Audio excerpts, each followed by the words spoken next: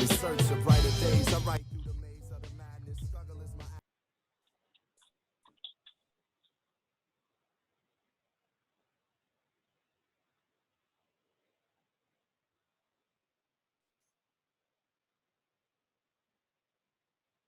yo, son. Dark clouds seem to follow me. Alcohol that my pop swallowed bottle me.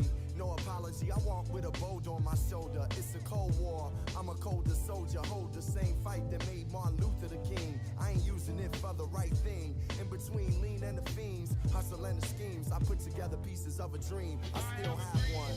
I got a dream. One day. Gonna work it out. Someday. We gonna work it out. Someday. We gonna work it out. I have a dream. I got a dream. One day. We gonna work it out. One day. We gonna work it out. One day. We gonna work it out. I have a dream. I got a dream. That one day. That one day. That one day. I'ma look deeper than myself. I gotta find a way. I have a dream. My dream is to be free. My dream is to be. My dream is to be. My dream is to be free. The world see me looking in the mirror, images of me getting much clearer. Dear self, I wrote a letter just to better my soul. If I don't express it, then forever I hold inside. I'm from a side where we out of control. Rap music and the hood play the fatherly role. My story like yours, yo, gotta be told. Trying to make it from a gangster to a Galia role. Red scrolls of stone slaves and Jewish people in cold cage. Hate has no color or age. Flip the page. Now my race became freedom. Right dreams in the dark, they far, but I can see them. I believe in heaven more than hell. Blessings more than jail. In the ghetto, letting love prevail. With a story to tell. My eyes see the glory and well. The world waiting for me to yell. I have a dream. I got a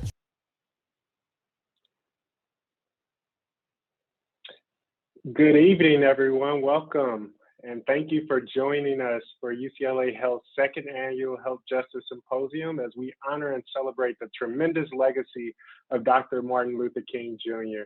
I'm Michael Whittier, the Director of Health Equity, Diversity, and Inclusion for UCLA Hospital and Clinic System. Again, thank you for joining us tonight. And we wanted to wait a few moments for people to enter. And so with that, I want to go ahead and just give you a few programming notes and let you know what you can expect over the next hour or so. All of our program attendees have been placed on mute. Please be aware that this program will be recorded and the video will be available soon on the UCLA Health YouTube channel. It looks as if we have a good amount of people in here, and so we're really excited. We have a tremendous set of speakers for you today. And again, I just want to introduce myself. I'm Michael Whittier. I serve as the Director of Health Equity, Diversity, and Inclusion for UCLA Hospital System and Clinics.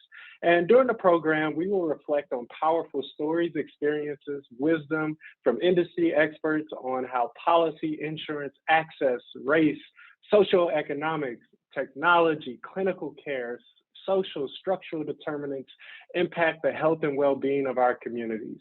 We will explore current and emerging themes that allow for health system transformation that we can put into action here at UCLA Health and others around the world can put in action as well. As a land-grant institution, UCLA Health acknowledges our presence on traditional, ancestral, and unceded territory of the Gabrielina Tonga peoples. We pay respect to the ancestors, elders, and relatives, past, present, and emerging. So let's get started. I'd like to first introduce the president of UCLA Health and the CEO of the UCLA Hospital System, Ms. Janice Spizo, who would like to share a few words before we get started. Well, thank you, Michael, and welcome to our distinguished speakers and guests. We're so honored to have you participating in tonight's event. In the spirit and teachings of the Reverend Martin Luther King, we celebrate his life and legacy and the importance of healthcare as a basic human right for all.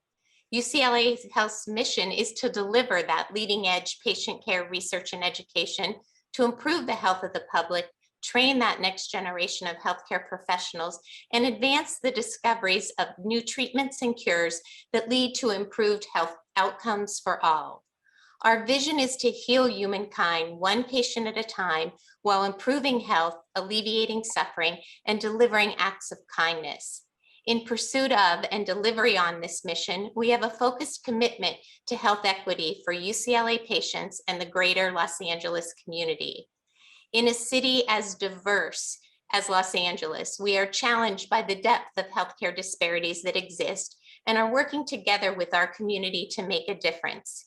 UCLA Health is launching new programs to reduce barriers in access to care for underserved and vulnerable populations, such as our new UCLA Homeless Healthcare Mobile Van Fleet that brings care to those in need, and our $400 million investment in our new Mid-Wilshire campus to create a mental health and behavioral health center of excellence for inpatient and outpatient care for the community.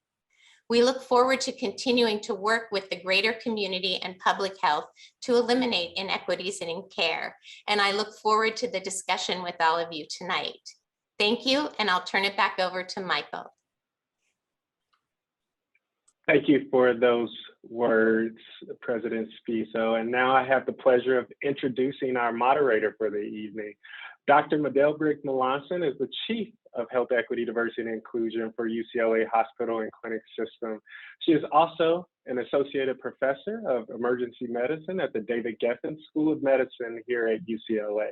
In her current role, she is responsible for the implementation and oversight of organizational structures and initiatives that promote inclusivity and equity among UCLA Health staff, patients, and our communities.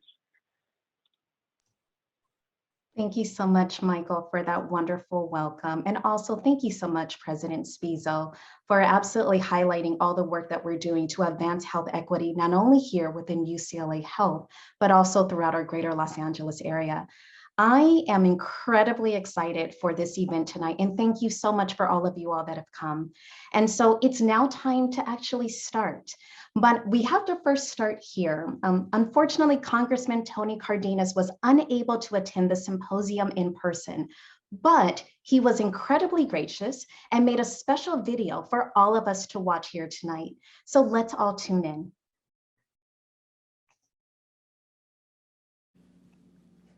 Good evening.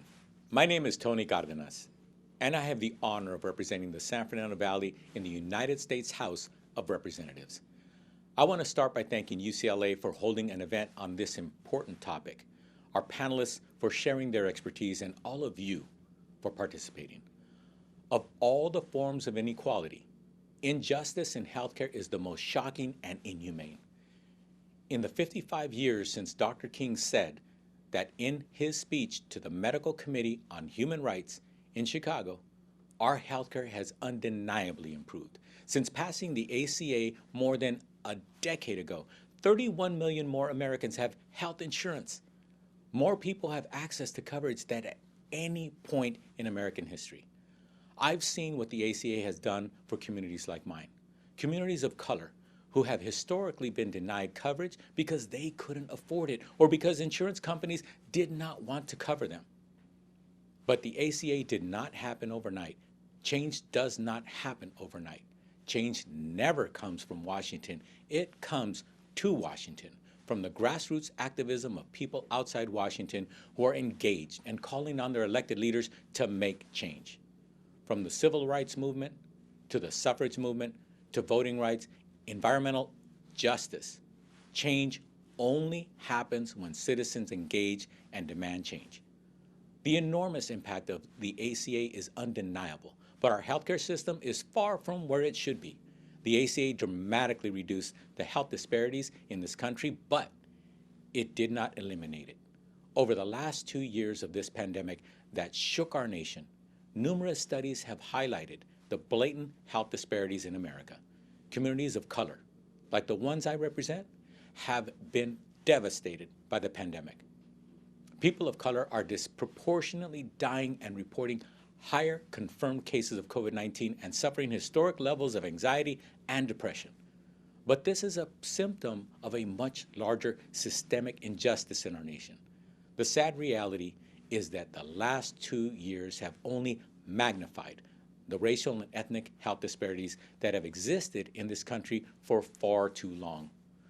Why in the wealthiest nation in the world do we have the highest poverty rates of all industrialized nations? Why do we have the highest child poverty rates of all industrialized nations? Why do we have the worst health outcomes of all industrialized nations?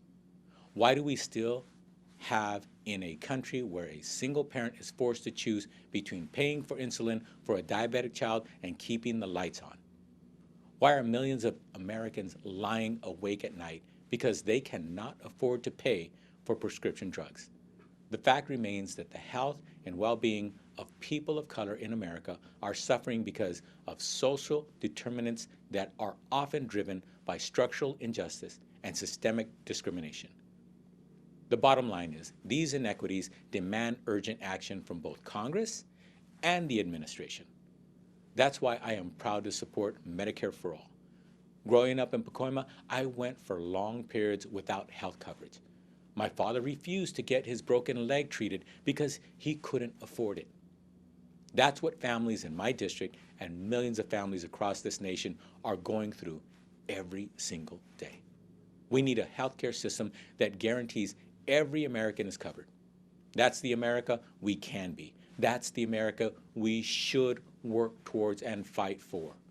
Perhaps this is what Dr. King meant when he said, of all the forms of inequality, injustice in health is the most shocking and the most inhumane.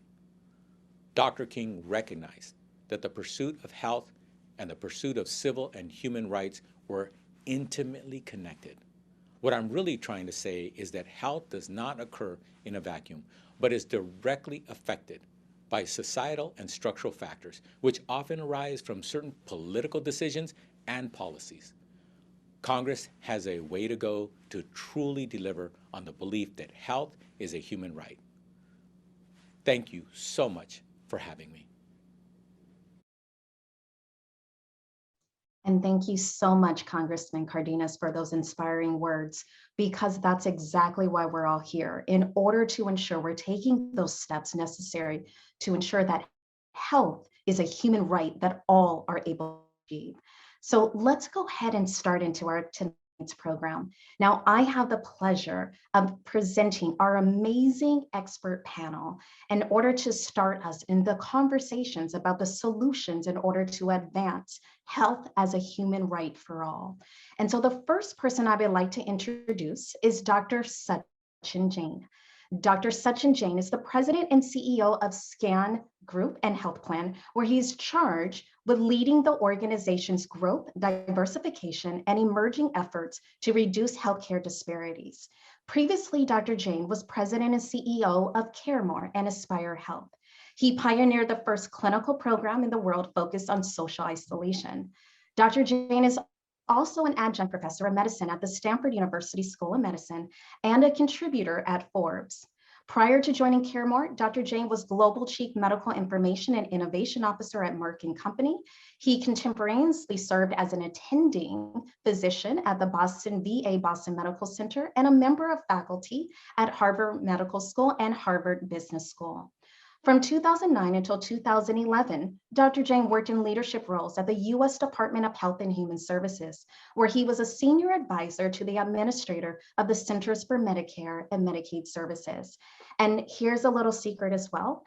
Dr. Jain and I go way back to Harvard Medical School, where we were students together. And so I'm sure after you hear him speak tonight, you'll also become and grow fond memories of him as well. And so now we get to share a virtual stage with one another. So the next person I would like to introduce is Mr. Abner Mason. Mr. Mason is a healthcare technology leader who's dedicated to creating a more just, equitable, and effective healthcare system. As the founder and CEO of Consejo Sano, a cultural experience company that removes barriers to care and forms meaningful relationships that bring people to health, he leads a team of diverse professionals who strive every day to improve outcomes and lower costs on behalf of health plans and patients. He currently sits on the boards of Manifest Medics and the California Black Health Network and is a member of the United States of Care's Founders Council, the American Medical Association's External Equity and Innovation Advisory Group, and HIMSS Social Determinants of Health Committee. Abner is also a member of the Biden-Harris Policy Committee and founded Health Tech for Medicaid. nonprofit dedicated to radically changing the pace of innovation in the Medicaid space, which first originated in 2018. And I must also add that Mr. Mason and I have had the wonderful opportunity to speak on other panels together, and he's such an inspirational leader, and you will find that out soon as well. And last, but definitely not least, is Dr. Camara Jones. So Dr. Jones is a family physician, epidemiologist, and past president of the American Public Health Association, whose work focuses on naming, measuring, and addressing the impacts of racism on the health and well-being of our nation and world. Dr. Jones is currently the 2021-2022 UCSF Presidential Chair at the University of California, San Francisco. She recently completed her role as a 2021 Presidential Visiting Fellow at the Yale School of Medicine and as the 2019 through 2020 Evelyn Green Davis Fellow at Radcliffe Institute for Advanced Study at Harvard University. She taught 6 years as an assistant professor at the Harvard School of Public Health and served 14 years as a medical officer at the Centers for Disease Control and Prevention, and continues as an adjunct professor at the Rollins School of Public Health at Emory University and as a senior fellow and adjunct associate professor at the Morehouse School of Medicine. Dr. Jones's allegories on race and racism illuminate topics that are otherwise difficult for many Americans to understand or discuss, recognizing that racism saps the strength of the whole society through the waste of human resources. She aims to mobilize and engage all Americans in a sustained national campaign against racism. And I must say, I've been a fan of Dr. Jones for many, many years, and it is an honor to share this virtual stage with her. She is a force to be reckoned with, and you will become an immediate fan too once you hear her speak if you have not heard her before now. So let's go ahead and continue on. So Dr. Jain, we're going to start with you. From your perspective, especially from the world of healthcare delivery systems, what does health as a human right look like to you? And have we achieved this principle? And let us know if you think we have, why? And if not, please also explain that as well. Well, Medell, it's a real honor to be here with you. And if you told me 20 years ago when we first met that we would be here today, I would have told you were joking. But I'm really excited to share the stage with you. And thank you and UCLA for convening this very important forum. To answer your question in a sentence, I would say we've not achieved health as a human right. And I would say that, there are countries that do this better than others, and ours, I think as the Congressman referenced, is far behind where it should be and where it needs to be. My personal kind of passion for these topics started in my childhood when I realized very early that as a brown kid growing up in a primarily white community, that people looked at me differently, they thought of me differently, and they engaged with me differently. And it was something that I didn't forget as I progressed in my career and my training. And I would say, early in my time as a resident in Boston, I thought, wow, I'm a physician now. I'm on an equal plane with a lot of other folks, and I can kind of let go of some of that baggage. And then was ultimately subject to a tirade by a racist patient where he suggested that I go back to India. And so some of these, kind of ugly memories from childhood were resurfaced. And certainly over the last number of years, we've started to see, both through individual incidents that have happened with patients and with institutions, as well as through some of the unfortunate incidents that have taken place outside of the healthcare system, that we have a long way to go. What health as a human right really begins to look at is that no matter who you are, no matter where you come from, you're treated the same, and you have an opportunity to achieve the same types of health outcomes.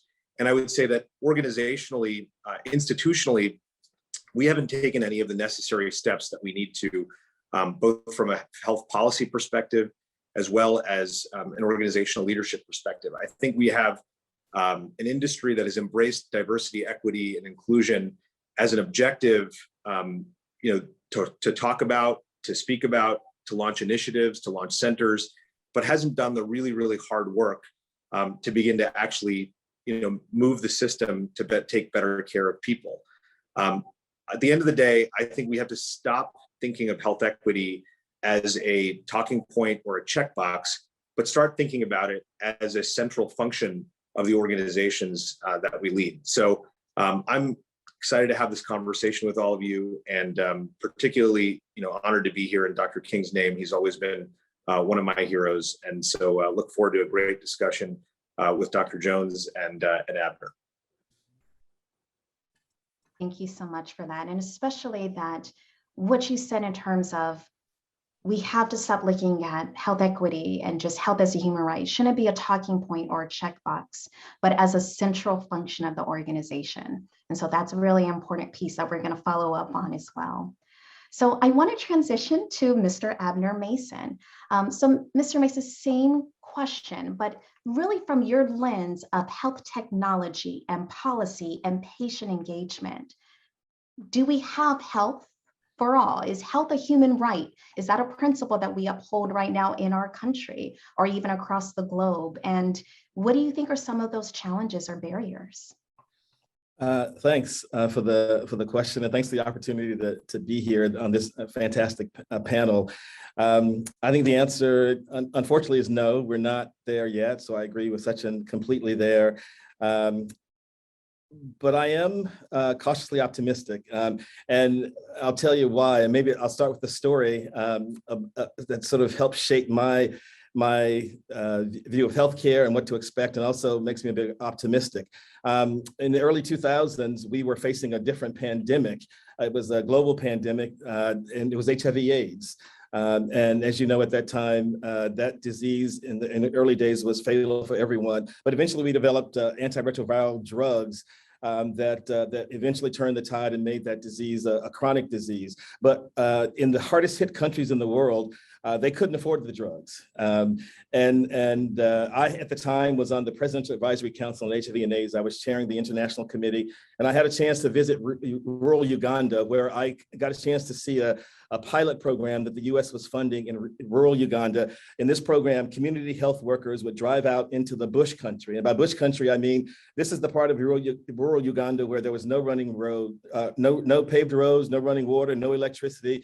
People lived in thatched in huts with thatched roofs. And so every day the community health workers would drive out on motorcycles out into bush country in 4 or 5 hour sort of trips, and they would deliver these life-saving antiretroviral drugs to people living in rural Uganda. And I got to see that program up close, and then eventually the US government expanded that program and scaled it up to serve millions. And I can remember standing there in rural Uganda and saying to myself, if we, the US, because we were funding this program, if we could do this, if we could build the infrastructure to deliver a pretty complicated therapy in one of the poorest places on earth, I said to myself, there is no reason why we can't have a healthcare system that delivers, quality healthcare to people in the wealthiest nation on earth. And it really changed my expectations about what to expect. I came away from that work saying, we've got work to do here in the U.S. But I came away also thinking that we can solve problems if we're willing to. We have the ability to do it. And so that's why I created my company, Consejo Sano. I knew that one of the challenges that we face in the U.S. is that our country has changed demographically dramatically over the last 4 or 5 decades. We're much more multicultural. We're on the way to becoming a majority minority country. California is today a majority minority state already. And yet our healthcare system in this country still works the way it did in the 1970s, particularly in the way it engages people. We take engagement efforts, and content is written by English speakers for English speakers. We might translate it, usually not well, but it's still the same message, just translated. And that one size fits all approach, treating everybody the same, even though we're really different. We have different life journeys. We have different levels of trust for the health system. The social determinants of health impact us uniquely. What I thought is that we need to start treating people like who they are matters.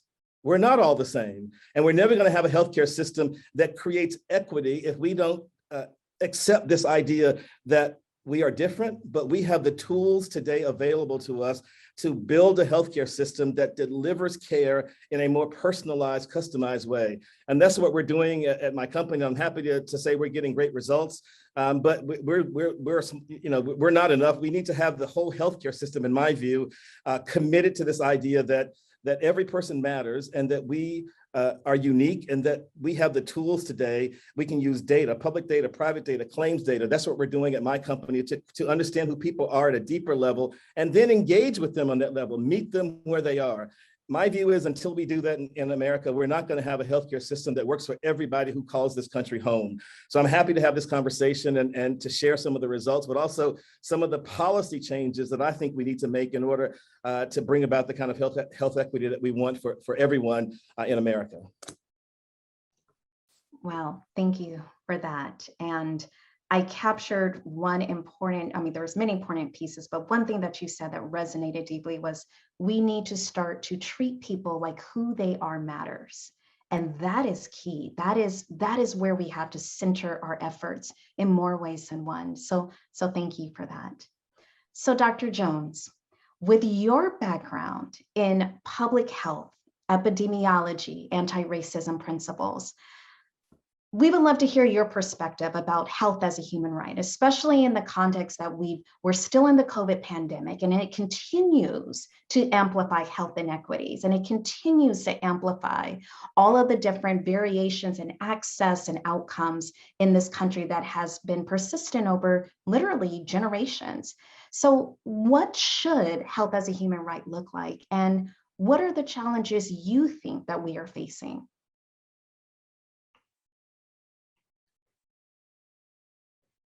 Yes, thank you. I was muted.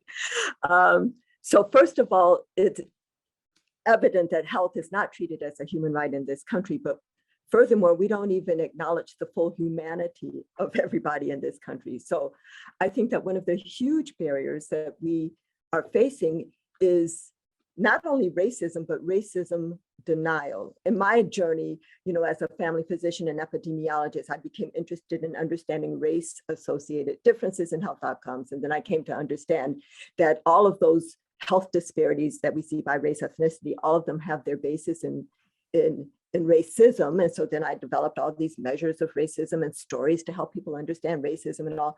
And then it became clear that we have to go beyond documenting the impacts of racism on health to action, to becoming anti-racism. And so that's where, a lot of the nation is now. UCLA Health is there and a lot of us are there now. But in that anti-racism work, we have to recognize, as we are not only trying to dismantle systems, change societal valuation, but that we also have to recognize a huge black hole in our national landscape that's like the black holes in the universe, which is racism denial. And in the universe, black holes are massive, massive things that pull stuff into them, but you can't see them. And the reason you can't see them, that is even when light gets near a black hole, it gets sucked in. That's how racism denial is in our national landscape. So I would say that confronting racism denial is a huge task ahead of us in the healthcare system, in our society at large, because health is not created within the health sector. There are 4 key messages, in fact, when we're talking about racism, which is what I have spent my life doing. The first is that racism exists. The second is that racism is a system. The third is that racism saps the strength of the whole society. And the fourth is that, yes, we can dismantle racism. So a lot of our efforts, I think, need to be about that. If I could take just a few minutes to share one of my allegories that helps people understand that first message, that racism exists, I just want to set that as a frame that we might be able to refer to in our further discussions. And this is one of my stories based on something happened in my own real life, one of my allegories that I call Dual Reality, a restaurant saga. And it's a story that happened when I was a first-year medical student studying one Saturday. Friends came over, we're studying late. We got hungry in my apartment and I had no food in my apartment, which was so typical that my friends understood. They were like, never mind, Camara, but we are hungry. we need to go into town and find something to eat. So we go into town and we find a restaurant and we walk in and we sit down and the menus are presented and we order our food and the food is served. Here we are eating. So not the story that some of you thought I might have been about to tell about racism in a restaurant, but hold on, there's a story about racism in here. As I sat there with my friends eating, I looked across the room and I noticed a sign that was a startling revelation to me about racism. So now I've intrigued you and you're wondering, well, okay, come on, Dr. Jones, what did the sign say? Well, what does the sign say? The sign said, open. So now maybe I've lost some of you because how is that a startling revelation about racism? Well, here I am sitting in this restaurant eating. I look up, I see a sign that says open. If I hadn't thought any more about it, I would assume other hungry people could walk in, sit down, order their food and eat. But because I knew something about the two-sided nature of those signs, I recognized that indeed the restaurant was now closed due to the hour, but firmly closed, and that other hungry people on the other side of that sign would not be able to come in, sit down, order their food and eat. And that's when I recognized that racism structures open, closed signs in our society. That racism structures, if you will, a dual reality. And for those who are sitting inside the restaurant at the table of opportunity eating, and they look up and they see a sign that says open, they don't even recognize that there's a two-sided sign going on because it is difficult for any of us to recognize a system of inequity that privileges us. So for example, it's difficult for men to recognize male privilege and sexism. It's difficult for white Americans to recognize white privilege and racism. In fact, it is difficult for all Americans to recognize our American privilege in the global context, although we are living it quite large with how much of the global supply of COVID-19 vaccine we have sequestered in this nation. But those on the outside are very well aware of the two-sided nature of the sign because it proclaims closed to them, but they can look through the window and see people inside eating. So back inside the restaurant, to those who ask, is there really a two-sided sign? Does racism really exist? I say, I know it's hard for you to know when you only see open. In fact, that's part of your privilege, not to have to know. But once you do know, you can choose to act. So it's not a scary thing to name racism. It's an empowering thing to name racism. Doesn't even compel you to act, but it does equip you to act so that if you care about those on the other side of the sign, which is an if, but if you do, you could even talk to the restaurant owner who is, after all, inside with you. And you could say, restaurant owner, there are hungry people outside. You know, why don't you open the door, let them come in? You'll make more money, and the conversations we could have. Or maybe what you'll do is pass some food through the window, or maybe try to tear down the sign or break through the door.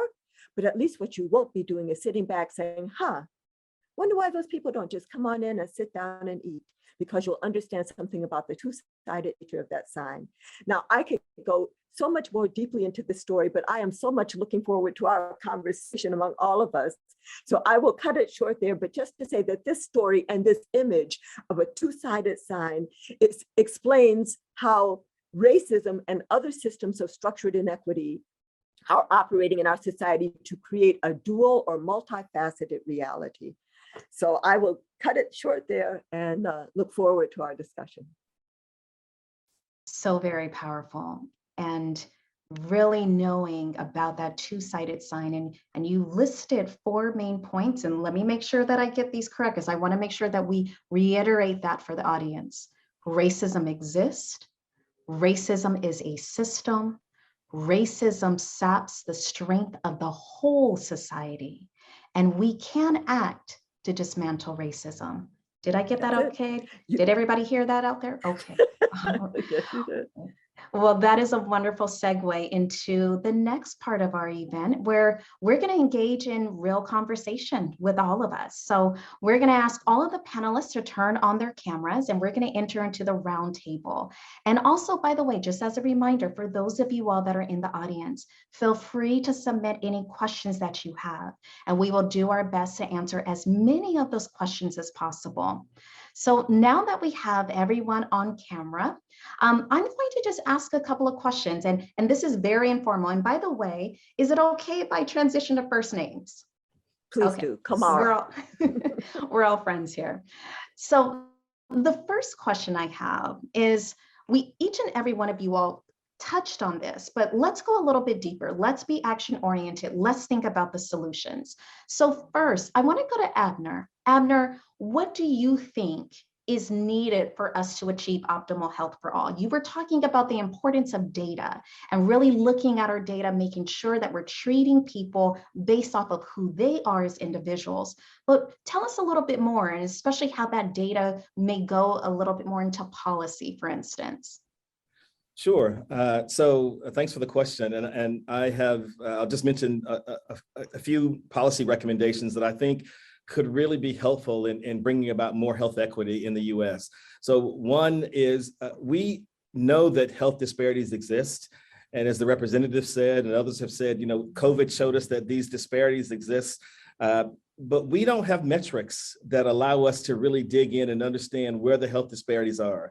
And to build a baseline, because we haven't been collecting race, ethnicity, and language data the way we should. So one policy recommendation I have is we should stop talking about collecting race, ethnicity, and language data, and we should make it a requirement, because we're never good if we don't figure out, where the problems are, create a baseline so that we know that if we invest in certain ways to address disparities, we'll know whether we're succeeding or not. That's what a baseline does for you. You can't get a baseline if you don't have data. So I'd say one recommendation is we need to collect that data and collect it seriously. I'd add to that, we need to get serious about collecting the social determinant of health data. We know that so much of a person's health is not determined by what happens in the clinic, despite the great work that UCLA Health does. A person's health isn't largely decided by what happens in the clinic. It's all these other, they call them upstream factors, whether they have food to eat. Even education is a social determinant, transportation, safe housing, clean water, for example. So I think we need to get serious about collecting that data. So data collection is part of it. I think we need to get more serious from a policy perspective, and I'll just mention two more. We need to figure out a way to create what I call a flywheel effect. And I know someone mentioned insurance companies. As long as our system is shaped the way it is, and insurance companies play such a large role, I think we should tie the way insurance companies win, meaning their quality measures to closing healthcare disparities.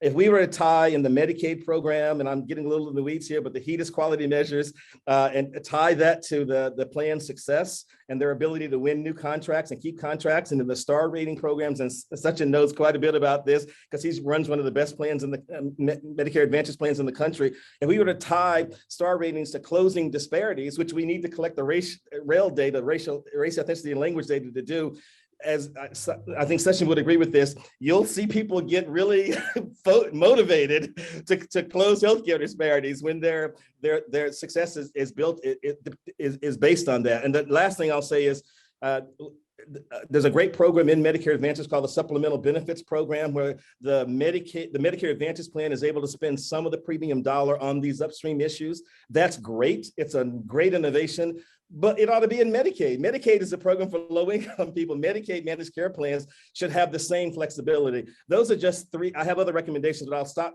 other policy recommendations, but I'll stop there. The point I'm trying to make is, this is a moment in time when we should be serious about creating sustainable change. And sustainable change, in my view, begins with policy change, because you can create these flywheel effects that then create, benefits for the future. Thank you, Abner. And absolutely, sustainable and transformative change is what we likely need as well. And Sachin, Abner was mentioning, like, Sachin knows about this. What are some of your thoughts? What do you think are the solutions, the true action steps that we need to take to achieve health for all? So I'm going to draft off of what both Abner and Camara said in their remarks, which is we have to first of all stop calling things, things that they're not. We have invented a language to talk about these topics that removes us from what it is. I'll add some controversy. We talk a lot about social determinants of health. I think we need to strip that term from our lexicon and actually call it what it really is, which is poverty and racism. We talk about, food programs, we talk about transportation programs, we make ourselves feel better about, doing something because, when someone gets discharged from the hospital, we give them 6 meals. Well, what happens after those 6 meals are done and they're staring at an empty refrigerator and ultimately don't have anything to eat? So I think we have to, first of all, just start by actually having real talk, and forums like these are super important. But I think the academic community has an important obligation to stop, inventing terms that remove us from the raw reality of what we're facing, which is really, kind of an untreated social ills in the form of racism and poverty. The second thing that we have to do is we have to start to take real actions. And I think it really goes down to the governance of institutions. Congress, boards of corporations, boards of nonprofit organizations. And I want to give my board a big nod on this topic. Abner talked about, closing disparities on specific measures. Our board gave us a challenge last year. They said, you've documented the disparities. We did the hard work of actually kind of, collecting the race and ethnicity data. There's more to do, but we did that. And we ultimately found that we had a disparity in one of our major measures, which is medication adherence. And we found that African-American and Latinx patients in the scan system ultimately had lower rates of medication adherence than our Caucasian members. And so they tied 15% of our incentive compensation for the year 2021 to whether we would actually close that gap by 20% or not. And I can tell you, as of August of last year, the data showed we weren't going to do it. And the fact is that once we actually kind of saw that, frankly, it was going to hurt us as executives, as leaders, everyone's butts got in gear. And we actually, started reinventing our processes, started thinking differently about how we outreach to minority communities and populations. And you bet by the end of the year, we exceeded our target and we closed that gap by more than 20%. This story should be a very common story. But what I will tell you is, in the healthcare industry, this is a very rare story. And I can tell you, at the time that George Floyd was murdered, I can't count the number of PR firms that had banner months, because healthcare organizations were putting out amazingly, worded, beautiful statements about how they stood with Black Lives Matters, how much they cared about the communities that they served. But what was the actual action that followed from those statements? And if you polled a group of healthcare leaders from around the country about what is meaningfully different in their organizations as a result of their organization's so-called greater commitment, they would say they appointed a few officials. They may have, made some statements, but at the end of the day, they did very little to actually close the real disparities that exist in outcomes for the patients and communities that we serve. So the challenge that I think that we have to do, we have, is to actually stop talking about this, to truly stop talking about this, because there are actions we can take today to actually make a difference for patients today and tomorrow that will meaningfully improve lives. And better medication adherence in our case, translates into fewer strokes, fewer heart attacks, more people who have the people that they care about in their lives around for longer. And that's what it all really, what really matters. But at the end of the day, we have to hold people and organizations accountable beyond the press releases and the talking points. And I keep going back to that because I think we've gotten really comfortable with that as being a response to just about everything. Oh, we have COVID disparities. Let's say we have COVID disparities. It's not enough. We actually need to kind of hold our own feet to the fire. And Abner mentioned some really amazing, I think, regulatory opportunities that policymakers have. We know how quickly policymakers act. I think the action has to start in the grassroots, frankly. It has to start in organizations like UCLA, like SCAN, like Consejo Sano, like all of the organizations that we're a part of and that we lead, because ultimately there's actions we can take tomorrow. Yeah, and I definitely want to echo in every single way that it is about accountability. And it's also about making sure from the initial organizations and making sure we have those partnerships with community that are sustainable as well. Because I agree, there was this huge moment in time which actually caused a lot of people's eyes to open.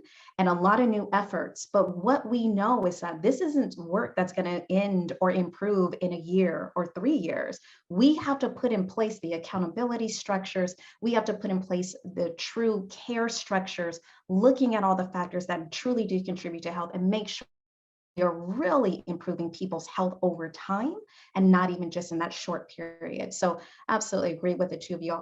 And so, Camara, I know you're there taking notes because Yes, I see am. you. Okay, I'm sorry. No, that's okay. That's what I can see. I can see you working. And so what are some of your thoughts? So we've heard now Abner and Sachin. What's the solution here? What steps do we need to start taking tonight, tomorrow morning in our organizations, in our medical centers, in our government? What do we need to do next? So this has been such a rich, fertile conversation so far. I think the points I want to pick up are that the naming is necessary but insufficient. So I think we have to name racism and then move to action. In fact, I want to share my definition of racism so we can understand what it is, which can then be generalized to be a definition of any system of structured inequity, because we have to do that, but it's insufficient for us to name, to put out a statement. But maybe I'll just go, before I share the definition, I wanted to ask you, Sachin, about how durable those changes are that you incented. You know, so people were like, oh yeah, sure, we're going to do this thing. And then, you know, it was coming down to the time and like nothing was happening and 15% of their salary was going to be affected. So then you said they got themselves in gear and did it. How durable are those changes? Do they feel that they are done now that they did it that 1 year? What do you mean? We're going to have to take it down 20% again, or maybe 30%, you know, like, is it going to be that kind of pushback? Is it going to invite fabrication of data, or saying, well, these data really aren't so important anyway? Those were some of the questions I had while you were talking. And so I don't want you to answer yet, but I want to think about that. And the whole notion of low-hanging fruit, which hasn't really come up here yet explicitly, but sometimes we go for low-hanging fruit, but when we start trying to get low-hanging fruit, then it distracts us from getting to the root causes of things. And Medell, as you were talking about the time frame, I agree with you, because the low-hanging fruit, or the 1 to 3 year impact, or, you know, politicians like to see something at least in a 4 year, better 3 year cycle, and foundations 3 to 5 years. And so many people who are trying to make investments in health and in these areas, and anti-racism and social justice and all of it, they still want to see an outcome, like you said, Sachin, quickly. And we can act quickly and we can have real impact. But I think that if that's our metric, quick action, the more sustained policy structural changes we need to do, we may not see quickly, and we might grow tired, or are we still doing anti-racism? I thought that was so 2020, you know, type of thing 5 years from now.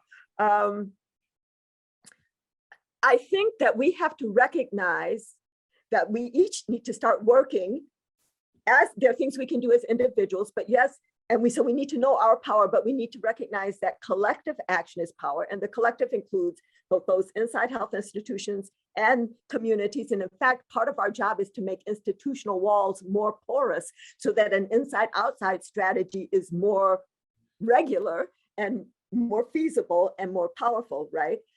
But I just lost my thought there. So we have to work with community. We need to work collectively among ourselves. We need to work from our base of power. So you're working in Consejo Sano, you know, you're working in SCAN, you know, everybody's working in their thing of power, but then we need to be collectively say, well, what are you doing over there? What problem are you addressing? Because collective action is real power. Here's my tool that I'm going to leave. I mean, there's so many, as you can see, my mind is just racing just from things, but here's the tool that I'm going to leave you. 2 things. The first is the question, how is racism operating here? So I didn't even give you my definition yet, maybe if we have time. But the question, how is racism operating here? Not even the question, is racism operating here? But the question, how is racism operating here? How do you answer that question? Well, you look at structures, policies, practices, norms, and values. And now everybody listening is like, Dr. Jones, you just gave me a headache. What are you talking about? Structures, policies, practices, norms, and values. And it sounds like a headache until we realize that these are actually the elements of decision-making. Structures are the who, what, when, and where of decision-making, especially who's at the table and who's not, and what's on the agenda and what's not. And so whenever any of us find ourselves at a decision-making table or set one, our first job should be to look around and say, well, who is not here, who has an interest in this proceeding? And then our job is not just to represent their interests, but actually to create space, to find them a way to the table.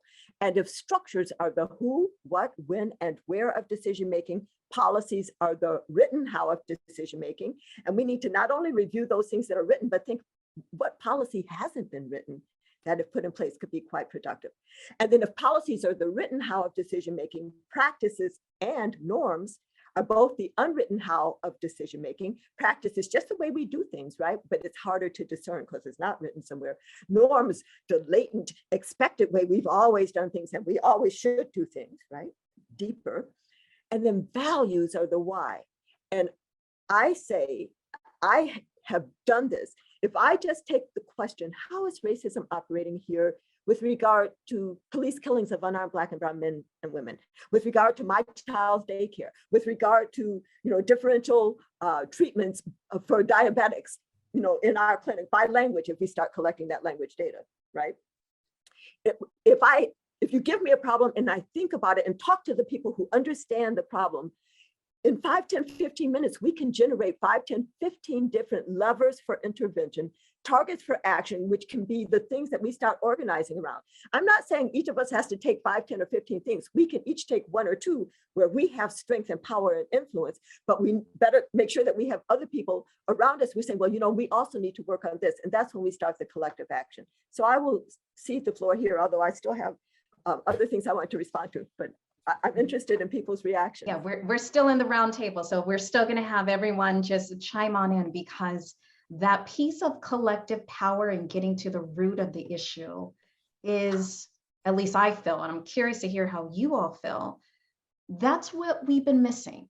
I feel at times, at least for my work and my career, we stay superficial instead of addressing, talked about, like Sachin, you mentioned it, this is all about racism and poverty, and whether it's in our country or not. Abner talked about what we do internationally. If we can fix things internationally, why are we not addressing it here? And then, Camara, you were talking about just the black hole of racism denial. And I think so much of this, where we're moving forward, is that we do have to unpack it and face it, but then we have to roll the sleeves and do the hard work, both for the interim time period, like immediate, but knowing that we're planting seeds. And our theme here at UCLA Health is taking steps today to build an equitable tomorrow, because we're not going to achieve equity tomorrow, like meaning tomorrow as in physical, but we can if we are working collectively together and thinking strategically as partners, as community. We can see the outcomes that we want to see, within 10 years or so, and hopefully some much sooner than then. But we have to really drill down and face the true trials of why all people in our country do not have that level of health that they deserve. And so, Sachin, you mentioned academically about social structural determinants of health. We're gonna dive into that as well. We'll call them factors. How about that? Social factors, political factors, structural factors. Are those really, we've talked a lot about data and health systems and racism structures as well, but how do these other factors come into play, and what can we do, for instance, as part of our collective work? What can we do in order to address to address racism, poverty, lack of quality education, lack of environmental justice. What can we actually do in order to, like right now, collectively, in order to address these factors as well, in addition to providing that high quality, equitable healthcare? So I'll see who wants to jump in on that one. I mean, I'll say we have to think very differently about how we pay for healthcare in this country. You know, we will provide people with exquisite care once we've totally screwed up their lives. What do I mean by that? If we've got untreated diabetes, untreated hypertension, we will pay for you to be dialyzed in, you know, dialysis centers for years at a cost of $70,000, $80,000, $90,000 a year. But we won't pay for a community health worker to come to your home and help you actually take medicines. So our system of financing is organized to profit when people are sick. I mean, just take a moment to think about that. Our system of payment in this country is organized to profit when people are sick. Now, you know, there are a lot of kind of countercultural forces that are driving away from other models where we were to take a global budget view of patients and say, all right, it costs $10,000 a year to take care of this patient. What are the interventions I need to do up front to keep the patient out of the hospital, to keep the patient away from the specialist visit that they wouldn't need if they actually took better care of themselves? And so I think it involves a fundamental reconception of how we think about health. It's what SCAN is doing with the homeless population. You know, we recruited another one of our classmates, Michael Hockman, to run, you know, a street-based medicine group that is looking at the total cost of care for people experiencing homelessness. You know, health insurance companies are willing to pay $70,000, $80,000 when a patient shows up in an ICU. What if we took that money and we actually applied it to care models that would actually keep them out of the hospital, keep them out of emergency rooms, keep them out of the ICU? So again, I think it's about a fundamental reallocation of resources. You know, there's a lot of anti-insurance company talk in the chat box.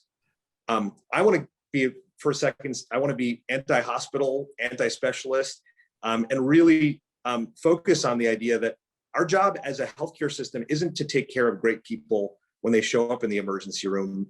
No offense to your specialty, Medell. It's to actually do the things up front to keep them out of the emergency room in the first place. And again, we have such a health. Unless they need us,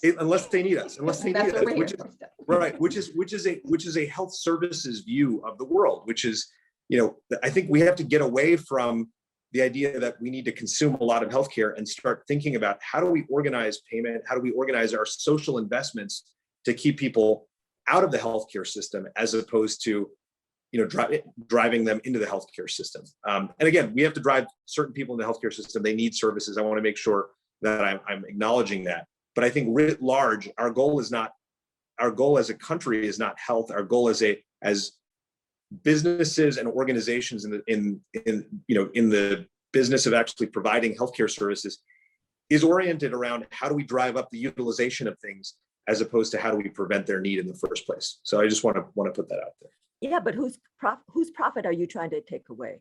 And how much are they going to fight for that profit?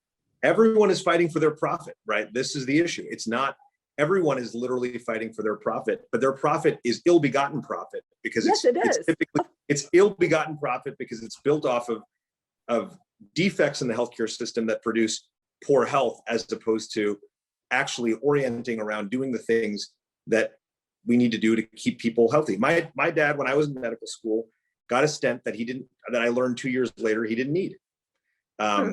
Should never have gotten that stent. And then since that stent, he's had 11 stents since then. And the truth is he credits those stents with saving his life. I really wish that he had maximal medical management, you know, up front, never got those stents. But that's not what happened for him. In fact, you know, he probably should have had interventions that would have prevented him from needing that stent, needing the medicines in the first place. Intensive medication therapy, intensive behavioral management to get him on a right track. Again, we are always thinking about how do we make healthcare services more equitably delivered, as opposed to thinking about how do we obviate the need for those services in the first place. So we're talking about truly not only preventative care, but in general, keeping people healthy from the time they're born.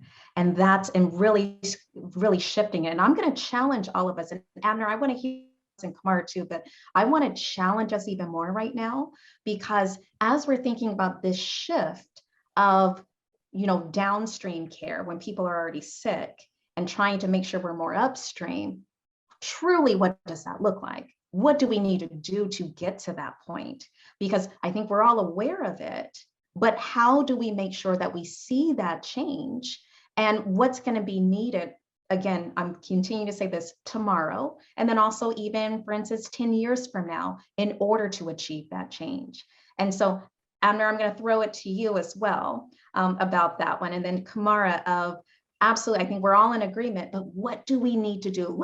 I want us to be even more specific. Sure. So I agree with Sachin about the impact of the way dollars flow. We have to be realistic here. And Camara mentioned the same thing, who's going to lose. So two things. One, I think the idea of moving away from fee for service, or basically, making a fetish of utilization. That's how people make money, is just more and more and more utilization, and moving toward more fee for service, kind of value based. I think that is the right move. But I think it's moving much too slowly. I mean, we've been talking about value based and moving toward, moving away from fee for service for practically a decade or longer, and it just doesn't seem to be happening at any kind of pace that makes sense. And so I'm not sure what it's going to take to shake up the system, but I think that we need to figure out what that is and force the move to value based care, and that's away from fee for service. And the reason is, one of the key reasons is not only that it will sort of reduce or move us away from just pushing for utilization. That's the more and more people use something, whether they need it or not, is the way to make money. I think too that I'm an entrepreneur. I'm in the innovation space. I really think a key part of the solution to the problems we face is innovation. But our healthcare system today is not designed to really reward innovation, because it's particularly innovation that would lead toward less utilization and to some of the goals that we have in mind. Moving toward value-based payments, I think, has the potential to do that, because it will force, again, I keep repeating myself, but I love this flywheel thing, because I love sustainable solutions. As you said, sustainable and transformative. If we can push the movement toward value-based healthcare and make that happen faster, all the stakeholders will be forced to find solutions that keep people healthy. They will no longer get paid for utilization. They'll get paid for keeping people healthy. And to Sachin's earlier point, when people's income is connected to their ability to get creative about finding solutions, people find solutions.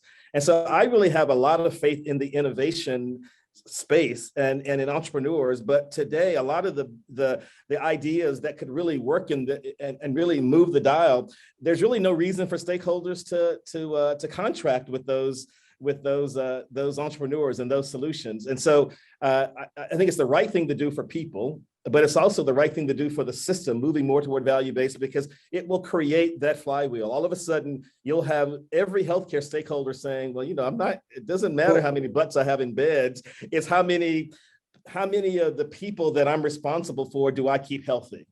And that's how I'm going to get paid. I'm responsible for a certain group of people, and I'm going to get paid more money for keeping them healthy. That's the direction we need to move in. And then they'll look for solutions. How do I do that? How do I engage with these folks who don't know me? They may not like me. They don't trust me. All of a sudden, we're talking a whole different kind of language and seeing the healthcare consumer in a different way, and really as a consumer. And I think that's the direction we need to move in. And I would just add, we have to get away from simplistic, kind of corporate tropes like no margin, no mission. Because I'm going to tell you something about no margin, no mission. No margin, no mission is the right thing when you're doing the right thing in the first place. It's not the right thing when you're not doing the right thing in the first place. And I think it starts with doing the right thing and then figuring out how you can make margin doing the right thing.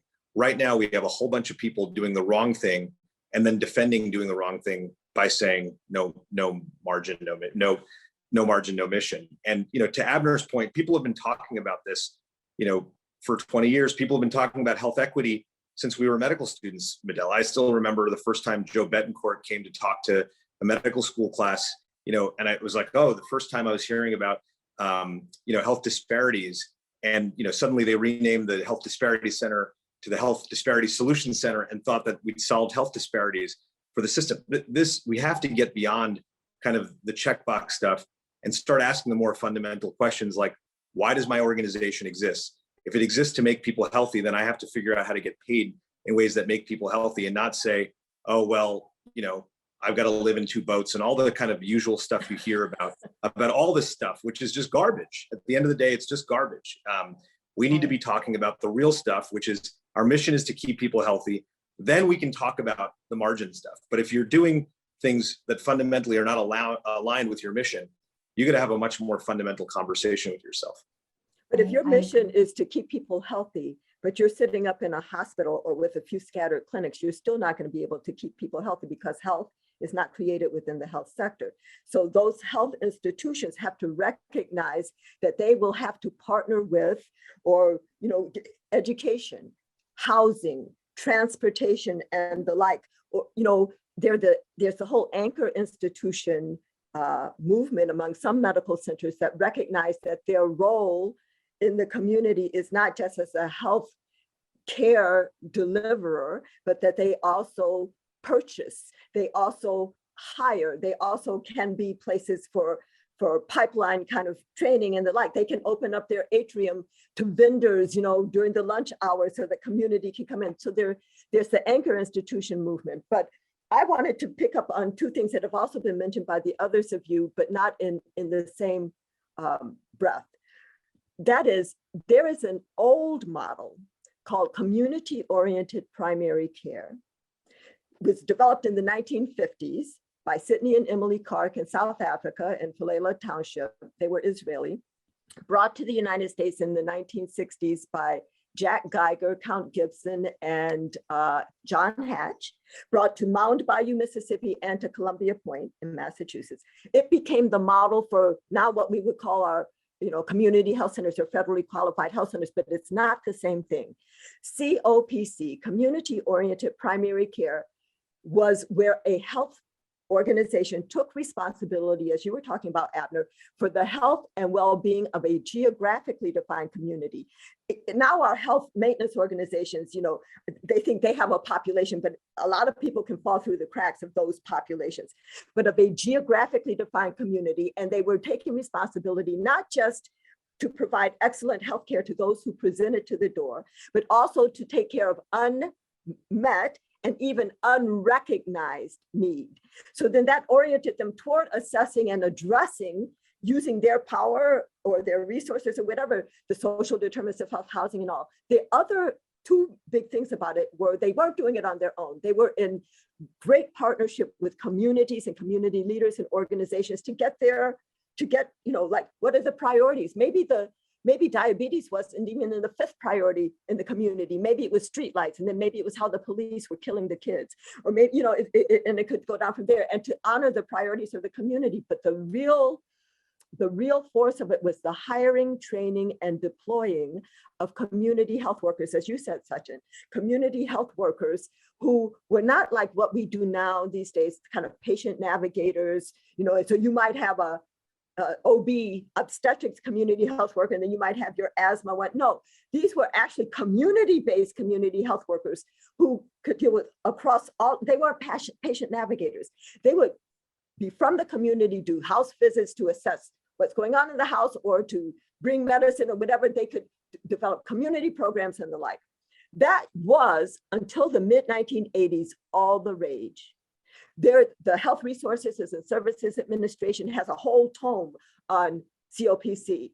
The Institute of Medicine at the time has a whole tome on COPC models. And then our health maintenance organizations came in and they said, oh, we're doing population-based health, but they weren't really. It's better than a fee-for-service, what they're doing, but it's not really. I think that if we were to bring back this model, which is about taking care of the recognized and unrecognized, unmet, all of the needs of a geographically defined community, including through the hiring, training, and deployment of community health workers. It's the marriage of clinical medicine and addressing the so-called social determinants of health. It's a marriage between clinical medicine and public health that could save us. Many people, I guess it's the Prevention Institute, Larry, I can't call his name right now, about 10 years ago, said that what we were describing as patient-centered medical homes, if we changed that a little bit and made it community-centered health homes, we would be getting closer back to that COPC model. So I've said that. I do want to share my cliff analogy, but I've been talking a long time. So the next time I can jump in, I want to share my cliff analogy because it helps us understand why right now we are so focused on spending on ambulances at the bottom of the cliff when what we need to do. You guys keep talking about upstream, but I have a whole cliff analogy that's not only upstream, but 3D. So I'll share that later. Okay, but see, now you have us on the edge of our seats because we're like, you got to tell us this. But I love this conversation, and I'm looking because we have lots of questions coming in, but I already knew this was going to be a dynamic conversation. I just want to bring together what the three of you all have mentioned. What we're talking about is that we have to change what we do in this country. We have to change how we fund it. We have to change how we think of it. We have to actually include innovative models in order to get back to really being focused in our communities and looking at our communities as a whole, looking at our individuals as a whole, and being reimbursed and paid for the good work of keeping people healthy versus sick care, which has been our model in this country from almost day one. And so each one of you all so incredibly, just amazingly put all those different pieces together. And I know there's some comments like, what is COPC again? Community oriented primary care, is that correct? That's okay, correct. Double check. You see, I'm going to just reiterate some of these concepts. And so, and that's where it is that we're, and by the way, I do have to say, UCLA Health is very proud to now be an anchor institution. So I do have to say that we are just starting our journey, and we're very excited about continuing to partner with community so that we are always expanding outside of our four walls in order to focus on community and the health of our communities and the overall prosperity. And so this is all important pieces here in more ways than one. So what I'm going to do, Camara, you got to tell us this whole clip analogy, but then I want us to go to some of the questions from the audience because I'm looking at them like we definitely want to make sure that we hear their voice as well. So very quickly, imagine somebody falls off the cliff of good health, and especially if it was you or somebody in your family, you'd be delighted to find an ambulance at the bottom of the cliff to speed you on to care. But what if we cared about other people who might come along that cliff? So we could have, an ambulance there. We could put a net halfway down to keep people from falling, but nets have holes in them. So, and even if we made it a trampoline, people might just be bouncing up and down at half functionality, not able to get to the top of the cliff. So we could put a fence to keep people from falling in the first place. But even that would have to be a very, very strong fence if there was a lot of population pressure against it. So we could move the population away from the edge of the cliff. So let me label what I've said so far, where the ambulance is our acute medical care, the net or trampoline halfway down, these are our social, our safety net types of things. It's secondary prevention, early detection treatment, which can be in our clinical settings or community settings. The fence is primary prevention. Moving the population away from the edge of the cliff is addressing poverty, adverse neighborhood conditions, the social determinants of health. But then we also have to recognize, because what I've described so far doesn't talk about how health disparities arise, we need to recognize that we're actually dealing with a three-dimensional cliff. And at some parts of the cliff, there might be an ambulance there, but maybe that ambulance has a flat tire, so it's slower, goes off on the wrong direction. Or maybe there's no ambulance, no net, no fence, and usually at those parts, the population is being pushed closer to the edge. So then when we think about how health disparities arise, differences in quality of care is when the ambulance is there, but it has a flat tire. Differences in access to care are no ambulance, no net, no fence. Differences in underlying exposures and opportunities are when a population is being pushed closer to the edge. And so we could go deep on that, but what we need to understand is that there are three different dimensions of health intervention. The dimension along the edge of the cliff, the ambulance, the net, and the fence, these are all of our health services, our curative and preventive health services. It is good when we get to universal access to high quality healthcare, that will be fabulous, but that in and of itself will not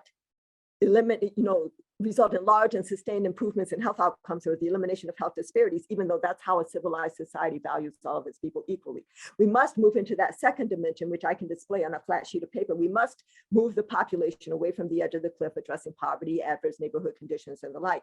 But the trick there is, if we do that without recognizing that we're really dealing with a three-dimensional cliff, we're at risk of moving some of the population, but not all of the population, and actually making health disparities worse. So we must address the three-dimensionality of the cliff, address the social determinants of equity as opposed to social determinants of health, which include racism, sexism, heterosexism, capitalism, and the like. We must address those things if we want to achieve social justice and eliminate health disparities. So that was a very quick version of, if you Google Camara Jones explains the cliff of good health, you'll see another quick version that was done in kind of a whiteboard video done with the Urban Institute, but the real thing takes about 10 to 12 minutes to tell. But the point is, the question that we have been asking is, why are we as a nation, if we recognize so many different levels of health intervention that we as health people concerned about health must be concerned about and address, why are we as a nation spending so much money on ambulances at the bottom of the cliff? The first answer is there's a lot of money being made there by health systems, healthcare providers, pharmaceutical companies, medical device companies. But the core of it is that in this society, we are so narrowly focused on the individual. We don't even recognize that there's been a health problem until somebody has fallen off the edge of the cliff and either gets caught in our nets, or we scrape them off the bottom and speed them on to care in our ambulances. So that narrow focus on the individual, we don't even use aggregate measures of health outcome. How close is the population to the edge of the cliff? What is, social cohesion, income inequality? We don't even have many of those measures. I could go on, of course, with this allegory, but part of it is that narrow focus on the individual as well as the profit motive. I think those are two things that are keeping us stuck. They're keeping us from moving up cliff and out, and really addressing all of the factors that are creating health disparities as well as poor health outcomes. And it's not because we don't have enough ambulances at the bottom of the cliff. We could keep building hospitals one next door to the other, and we will not have solved the problem. We have to get to the core. We have to look at our communities. We have to look at our populations and put our interventions there. So excellent. So thank you for that. We're going to go a little bit into Q&A session. And so we appreciate all of the wonderful questions coming in. We're going to try to answer as many as we can before the end of our evening tonight at 6:30. And so first, there's a couple of questions. Abner, this is for you. I'm going to actually give you two questions from some of our audience members. And they specifically asked, if you could actually state a little bit more about what you mean by we need to achieve greater equity, health equity, and especially as that comes to value-based care. That's a bit of the question. So what is really meant by equity, and especially in the realm of what is value-based care and how does that interface with equity? Sure, I'll answer it quickly, and this is my perspective on value-based care and why I think it is, an accelerator or could be an accelerator toward equity. In fee-for-service, which means basically is utilization is the way to make money. You could have a population of 100 people, 50 people go to the hospital a lot and generate a lot or get a lot of healthcare, and 50 people get no healthcare at all. And the net effect for the provider is they make a lot of money. And in value-based care, you would say, well, that scenario doesn't work anymore because half the people their healthcare is not being maintained, and you can't get paid and rewarded because half your people aren't coming in. And in fact, the other half are coming in too much. So you're not managing that population. So in a value-based arrangement, you would say to that let's call it a healthcare stakeholder who's responsible. You would say to them, the only way for you to win and to get paid and to make money and to be successful is you have now the responsibility to figure out how to get the half that are coming in too much. You got to figure out why they're coming in so much and figure out how to reduce their utilization, this high utilization, because it's unnecessary.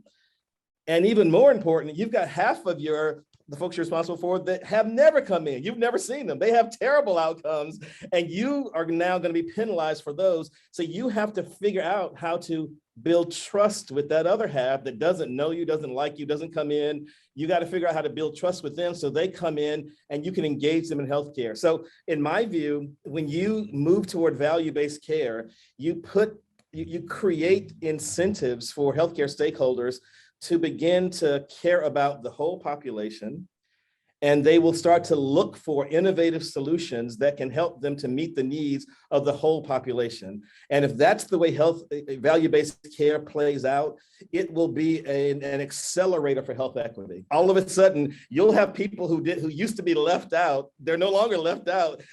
Stakeholders, health systems, clinics, providers, they'll figure out a way to engage those people because they cannot be successful without engaging the whole population. So that's why I think that value-based care is it's a big step toward, if we do it right, that you could probably do it wrong, like you can do anything wrong, right? If you do value-based care right, it is a big step toward health equity. Thank you so much for that. And may I just pile on please, that? I know absolutely. you have another question. I would also like to offer these 3 principles for achieving health equity, which would help us figure out in our systems or in our work, are we about health equity? The first is valuing all individuals and populations equally, which is manifest in what you're saying, like all of a sudden you're going to care about that other 50%, but it shouldn't even be a financial incentive to care about them. But so valuing all individuals and populations equally. The second is recognizing and rectifying historical injustices. And then the third is providing resources according to need, which you address, like some people are getting too much care and some aren't getting the right ones. So even within the very clinical context of value-based care, these principles work, but they work in all kinds of settings. Whatever you're trying to do, are you valuing all people, individuals and populations equally? How do you know if you're doing that? Well, are you, think of how you would value your child or your niece and nephew. Are you protecting them, inviting them, celebrating them, nurturing them, whatever? Are you doing that equally? Are you recognizing and rectifying historical injustices? Do you even know the history of your institution or of your setting? And once you do, are you rectifying? Reparations is not a bad word. And then are you providing resources according to need? 2 steps there. Establishing a metric of need that we all agree on. And then when you get some resources, having the political spine to actually use that metric of need to distribute resources, as opposed to just responding to people who usually wanting to get more. Thank you for that, because it's often not understood the difference between equality and equity. And it's important to understand those principles in order to differentiate it, because they are very different. So thank you for that definition. And Sachin, I'm going to throw this question at you, and Camara, I have a feeling you're going to have some thoughts about this one too. It's kind of similar to what you just mentioned. And so this question, I'm going to read it word for word. There are deficits due to social determinants of health, especially due to cumulative trauma. How do you, in a timely manner, move toward the true health and undue risk of more traumas? So in general, it seems like value-based care is more potential, or has a higher potential, in communities with less deficits and more resources. Right now, primary care is currently not resourced enough in order to potentially jump, I'm paraphrasing this, in order to potentially serve the people the way it should be, even if we have successful value-based care. So how do we change that potential?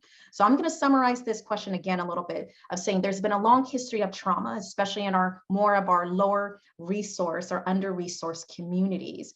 And therefore, it seems like value-based care has a greater potential to cause positive impacts in higher resource communities versus lower resource communities. So how do we address that difference, and how do we ensure value-based care works in our most vulnerable communities as well? So respectfully, I'll take the opposite view. I actually, so one of the value-based care done well is usually risk adjusted, meaning there is a baseline view of the amount of sickness or poor health in a community, and payments are adjusted upward so that more resources go to communities that care for sicker people. There's a long history of the insurance industry not, kind of avoiding giving care to people who are disadvantaged. And, progressive value-based care models typically will actually apply more resources to sicker people and frankly put more dollars in the hands of primary care doctors in order to truly take care of the needs of patients. I used to lead CareMore, which is one of the kind of, one of the first true value-based care organizations. And we used to talk about, our doctors who would do things like buy refrigerators for their patients who didn't have refrigerators so that they could store their insulin. Because at the end of the day, it was cheaper to go to Home Depot and buy a refrigerator than it was to, pay for their hospitalization when they didn't necessarily have, when their insulin got spoiled.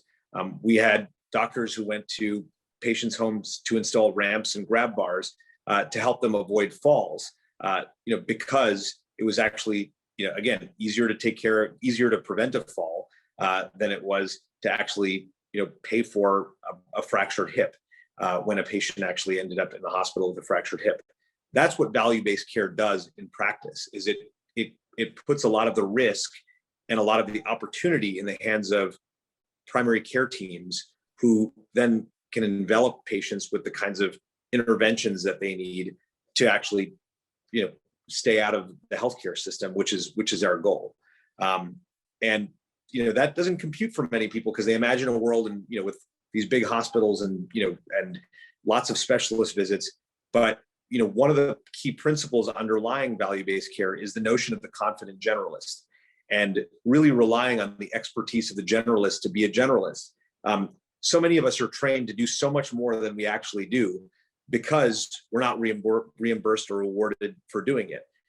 If you put the reimbursement in the hands of generalists, they end up doing more for patients. And, remarkably, their care experience is better because you're not shipping them off to 20 specialists, a year to actually get their care needs met. It's a much more integrated experience because you're trying to do more for them at a single site of care.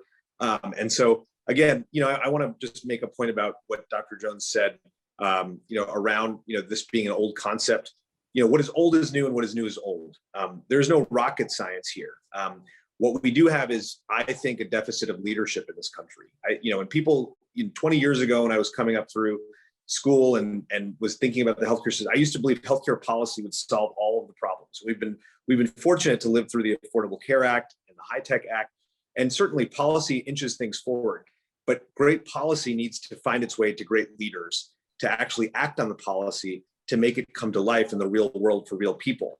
And one of the big disappointments of the last 10 years is we've put great policy out there. We've put great programs out there to support value-based care, to Abner's point. But at the end of the day, you've got organizations and leaders who don't necessarily want to take it up and make it their strategies because it involves risk. And that's where I think we need more conviction. We need fewer administrators and more leaders. And that's the big, in my book, that's the big solve. And that's what I think about Dr. King. Dr. King was a leader with a capital L. We look to him for inspiration, for guidance, for wisdom. We dissect his words to try to understand what he really meant. How many people like that do we have today? That's what we need to try to be. And that's what the system needs more of. Well, I think we definitely have some leaders on this evening for sure. And so, Dr. Camara Jones, I'm looking at time, but I want you to kind of round us out with some of your thoughts about this as well. I'm going to go back to your question of what can we do today? And I'm going to go back to the image that I had of a restaurant in the door. You can see the two sides. What we need, there's 6 actions that we can take today. To Abner's first point, we need to actively look for evidence of two-sided signs. Is there something differential going on here by race, by language, by immigration status, by zip code, by urban, rural, by religion, by anything? Looking not only at outcomes, but also at opportunity structures. And in order to do that, we need to collect the data by all of those different things. The second thing is that we, and in our training systems and even with our, with our staff physicians and attendings, all of us is in some kind of bubble of experience. You know, our kids, our jobs, our, religious institutions. Some of our bubbles are quite big within soap bubble boundaries. Some are smaller with thicker plexiglass boundaries. Some of our bubbles are tinted. Some of them are polarized. Some of them have been hardened by the heat of fear. But whatever kind of bubble we're in, most of us do not really know that just across town, there are people who are just as kind, funny, generous, hardworking, smart as we are. We're living in very different circumstances. We need to create opportunities at the individual and institutional levels for bubble bursting so we can experience our common humanity on the other side of town in different circumstances and then build common cause. That could be home visits for physicians. It could be not just having a clinic in a neighborhood, but eating there, having dinner there, going to the school board meeting, like deep involvement. The third is that we need to be interested in the stories of others and then believe the stories of others without requiring cell phone video documentation or body cam footage, and then join in the stories of others. The fourth is that we need to develop a sensitivity to see the absence of who's not at the table, what's not on the agenda, what policies are not in place that are put in place could bring about more social justice. The fifth is that we need to reveal inaction, lack of action in the face of need, because inaction in the face of need is how racism and all of these systems of structured inequity most often manifest these days. The sixth, though, is that all the power is not just among those who are inside the room. Those of us on the outside looking at clothes need to know our power, to recognize that action is power and that collective action is power. So even though those sound theoretical, you can apply each of those ideas to your life and to your work. And I think that that's where we need to go. And I know you're trying to close this up because it's 6:31. So, okay, bye. I had so much more I want to say. Well, I think we could all stay on this Zoom call for many, many more minutes to hours, but we do want to be respectful of time. And I just first want to thank each and every single one of you all. So Dr. Sachin Jain, Mr. Abner Mason, Dr. Camara Jones, and Congressman Cárdenas for really contributing your time, your thoughts, your expertise, and your wisdom with really thinking about what we need to do in order to achieve health as a human right. Like, this has been a conversation full of education, inspiration, and then it also refocuses us on the sense of urgency that we do need to take in order to advance this work. But we all know this work is not easy, but with the continuous courage and commitment, I think we can all achieve it. So I want to thank each and every single one of you all. We're all very grateful for you. And I also want to say a special thank you to President Spizo for her continuous support and leadership to advance health equity and social justice, not only here at UCLA within our patients and our staff and our faculty and trainees, but also throughout the greater Los Angeles area. And a special thank you to Michael Whittier for being our MC, our performance excellence team, Patricia and Curleen, and our amazing talented marketing and comms team that helped to put all of this together. And thank you for Nick. He's our behind the scenes health IT VIP specialist. And last but not least, I want to thank all of you all for attending tonight and taking on this charge to achieve true health and wellness for all people. The taping of this video will be available on the UCLA Health YouTube channel and our web pages. So once again, thank you so much for attending tonight. Be safe and be well. Thank you, Medell. Thank you. Thanks, Medell. Thanks, you all. Honor.